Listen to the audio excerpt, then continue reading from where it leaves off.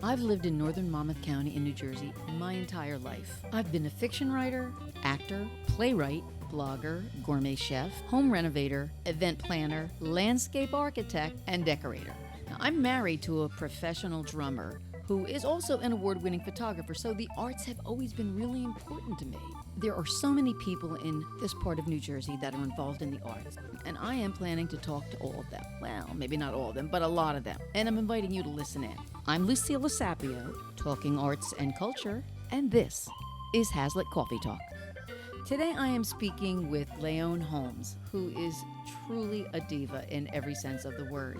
She hails from the Matawan, Aberdeen area, and you've probably heard her perform with one of her groups, the Motor City Revue, which is always sold out, perhaps with her jazz group, the New Standards, maybe with Tim McClune and the Shirleys or Holiday Express. No matter where you've heard her, you know that she's great. Her first session work was when she was 22 with the E Street Band, and she has been laying tracks ever since with multiple groups. She has also shared the stage with the likes of Bon Jovi, Gary U.S. Bonds, Benny King, Leslie Gore, Bruce Springsteen, you name it, she's been there, and she has been incredible in every performance. I'm so glad to be speaking with her today, and we're going to try to pick her brain a little bit and maybe get her to sing. Well, hello, Layonne. Hello. Thank you for joining me. I'm really glad to have you here. I want to ask you about, what do you think about the current state of the music industry? You know, I think it's unfortunately sort of taking a back seat to everything that's going on, and I think it's kind of taking a back seat to what's happening in the minds of the people in power. I don't think that they really are thinking about us musicians and artists as part of the working economy and as people who really are suffering. And that's such a shame because there's a whole lot of us, and it's not just the artists, it's all the people that are behind the scenes, and it's people who are, who work those concessions and the people who clean the places. There's a lot of people who are affected by what's happening right now. It's really a shame. As you know, there's a couple of pieces of legislation that are in process right now, and they're not getting a whole lot of traction. But even with before coronavirus, the idea is that even major acts have to go on the road to make money. They don't make money off of their recordings. Right. What does that mean for the future of the music industry? I mean, let's assume that coronavirus gets cured and we get a vaccine and everything goes away in the next year. What's it like for artists? I think it's going to be that same question that artists have always had. You got to really want to do it, because if you're looking to do it with the purpose of necessarily making a living at it, you have to always know that may not happen. It's interesting because every artist that I've spoken to has said the exact same thing. No matter what their art is, like, don't do it for the money. Yeah, because it just simply may not happen. I mean, I think artists have been doing a really great job of figuring out other ways of making some kind of income, whether it's, all the digital platforms and all that stuff. But I don't know that there's a way to do it without being able to actually perform. Yeah. Now, I've been a fan of R&B, blues, funk since high school. I got exposed to gospel music in college, and I really love it. Yeah. And I don't know if you've ever seen Sweet Honey in the Rock. Oh, yeah. Oh, my God, just love them. So you sing in all these styles, as well as rock and standards and jazz. Yeah. Which of these do you enjoy the most? That's always a tough one. Yeah. I think that the jazz really speaks to me because it's the most challenging. It really pushes me. I'm still learning so much about it. The people that I play with have taught me so much about how jazz really pushes you to not try to be like anybody else. It really forces you to kind of look into yourself and come up with your own interpretations of things. And people say that they feel that jazz is my wheelhouse. When it comes to Motown, Motown is still teaching me too. When you really start listening to that stuff, it's still hard. The Motor City Revue, which you sing with, it's your group, right? Yeah. It's a Motown style group for anybody that doesn't know that. You often perform for mostly white audiences, even though we're really talking about black music. Yeah. So what do you think that it is about Motown music or R&B that resonates with the big white population, and how do you reconcile that popularity of that music with the racial tension that's in this country? I mean, it's like this dichotomy. People love this music and the culture that goes with it, but then there's all this racial tension. This is a question that goes around in my head a lot. I think that people connect with Motown in particular just because a lot of the lyrics about Motown are just about love of a community love or a personal love they're very personal lyrics. So I think it's easy for anybody to identify with those songs. And I'm sure with a lot of our audiences, because they're a little older, it's a nostalgia thing. But I know what you mean. I wonder how people can have this appreciation for all of that and not necessarily have appreciation for all of the struggle that went along Right. with it. We've been hearing people say, they want the rhythm, but they don't want the blues. I mean, so The promising thing is that the younger generations seem to have a slightly different appreciation for the differences in culture. I think a lot of times a lot of young people don't even understand where we got it from. They don't even get it. Hopefully that is the part that the younger people will be able to take forward. So I'm one of those people. I don't take chances with music. I like to listen to what I know. If people expose me to it, Right, then I right. can enjoy it. But Right. I don't make the effort. I'm just really not familiar with current artists. So Yeah. I'm wondering, are you a fan of any current artists that I should know about? I like a lot of different stuff. And understand, to me, new music is anything after the 1970s. I actually do like Lizzo. I think that she's pretty cool. I like Tank and the Bangers. The lead singer, her nickname is Tank, but she's got an awesome voice, and she's kind of like a jazzy scatter kind of, but she also raps. And the band is kind of a almost like a jazz hip hop Yeah. kind of band. Really, really good band. I love this band called Moonchild. So good. Oh, I'm going to have to check Definitely, these out. Now, I recently discovered, now, this isn't a new artist, but I recently discovered Betty Davis. I'm wondering why artists like Betty Davis have been virtually ignored. Yeah. And- Well, certainly back then she was way ahead of her time. Yeah. But she would have been awesome if she came out at like when Prince was around. She would have definitely been in that Prince camp. We just recently watched a documentary on funk, and I was so glad that I knew some of the artists and songs, and Gary had never heard them. I'm like, you never heard Flashlight? What? Oh, Like, are you I'm kidding? like, but anyway, in this, I think it might have been Questlove, Right. and he said, there's such a dearth of arts education anymore. Right. Kids don't have access to learning instruments, Right. so technology has taken the place of that. Right. So they can't learn how to play an instrument, but they can sample and use that, and that's kind of like the new way of creating music. Yeah. And I think that if you're using it artistically, he's right. There are some great songs that do use it that way. Now, if you're just playing half a Sting song and then singing some crappy lyrics over it, Yeah. no, I think he's right. That's the way you should do it. Do you write any music? I do. I use GarageBand, and I get my ideas down with that. And actually now, it's a good time to collaborate because, you can collaborate with anybody anywhere in the world. Right. So it's sort of like open doors for people.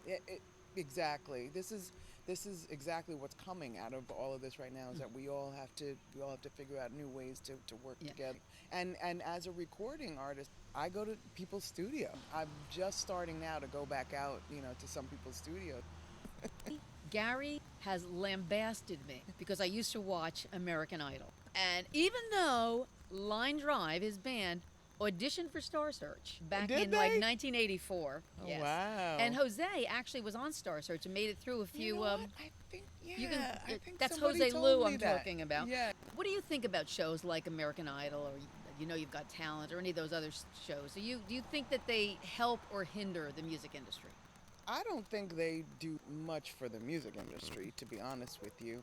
I think they're entertainment, and that they help maybe the individual to get a little more work for themselves. But we see what happens when people win those shows. They don't necessarily go much further. They did in the beginning. You look at Kelly Clarkson and Jennifer Hudson. Yeah. Anybody who's on those shows now, you Never heard of don't them, even yeah. know their names, Yeah. you know what I mean? But I think it probably gets them work out, so at least they don't have to go back to their day job. But I've had people, say to me, well, I still have people to this day, why don't you go on those shows? And I go, I don't know if I need to. I'm already working. Yeah. I don't know if I need to go on there and then go back to doing the same work I'm already doing. You know what I mean? I am not a good singer by any standard, but I love to sing. So karaoke to me is like a dream come true. And I'd be interested to hear your thoughts about karaoke. I have no problem with karaoke at all. Great, because you know what I want to do? I want to sing something with you right now. Okay, fine. Let's do it. How about dancing in the street? Let's do it. calling out around the world. Are you ready for a brand new treat? Summer's here and the time is right for dancing in the street. They're dancing in Chicago, Dancing in the street. down in New Dancing Orleans, in the street. in New York City. That's it. Where I'm not nicely done. Okay, Aretha or Gladys? Ooh, I love Gladys. I mean, I love Aretha though, but I love Gladys. Yeah. Okay. I want you to settle an argument, and it's about the song "It's Raining Men." What do you think of the Weather Girls? Super, super talented. First of all, the song is actually a good song. They are amazing singers. Yeah. But they sang the crap out of that song. Yeah. It's a great song. Yeah. It really is. It's silly, but it's a great song. Thank you. Oh, so you've done most of your work in New Jersey, right? Yeah. Have you ever considered leaving New Jersey? And if you did, where would you go? I've definitely considered.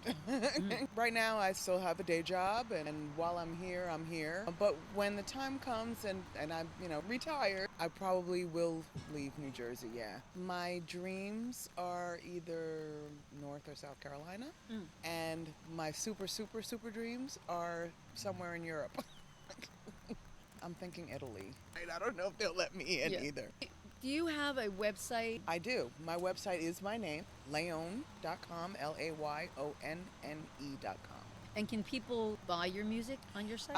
Yes, there's a few. I only buy the song. If you search my name on iTunes, anything that I've sung on will come up. So I've done some backup singing for people, or songs that I've done for people, different DJs, DJ Laurent and Grapefruit Sound Labs, Mike Wells, or anything that I've sung on will come up if you search for my name. The amount of work that you do as a performer, or did, would be a full-time job for almost anybody, but you work a full-time job also. Mm-hmm. What do you do in your spare time? Sleep. Do you have any hobbies? I am a lover of photography. Photography was actually my first love. I mean, I was raised with a singing mother, and my whole family sings, so music was always there. But I actually wanted to be a photographer. I had planned to go to college for it and everything. And I was talked out of it by my guidance counselor, believe it or not. Yeah. They told you to be a singer instead? They told me to go do something that you could make that money was going to make money. Yeah, and actually photography would not be bringing any money. And I know because Gary is also a photographer. So that's my other love. I like to kayak, and we go walk the Henry Hudson Trail. Luckily, we live in a nice area where we can go and do lots of walking around. So, my final question to you: if someone came up to you and said, "I'm thinking of having a career as a singer," what kind of advice would you give that person? I would say take as many opportunities as you can to work with as many people as you can. I think I've learned the most from that, especially in this area that we live in. We're so blessed with the music community here. There's just so many people who are so talented and so giving around here. And I feel this is not normal, our community here. We're really lucky. So you should definitely take the opportunity to get to know those people and learn as much as you can from them. And I've said this before, don't be afraid to do the gig that doesn't pay. Sometimes those are the gigs that really yield other things. I was doing the Hope concert with Bobby Bandiera, which is a free concert that was benefiting the Parker Family Health Clinic in Red Bank. And that is the gig that led to me doing a benefit concert at the Starland Ballroom, where I ended up singing a duet with John Bon Jovi, and that's how I ended up singing backup for John Bon Jovi. So if I didn't take that chance, I would never have ended up with the gig that I got. So you never know where things are going to lead. So I always tell people, take the opportunities when they come. Don't be foolish, of course, but take the opportunities that come your way. Well, Layonne, thank you so much for spending this time with me. Thank you. And it was a pleasure. Thank you. It was a pleasure to see you. And thank you for singing with me.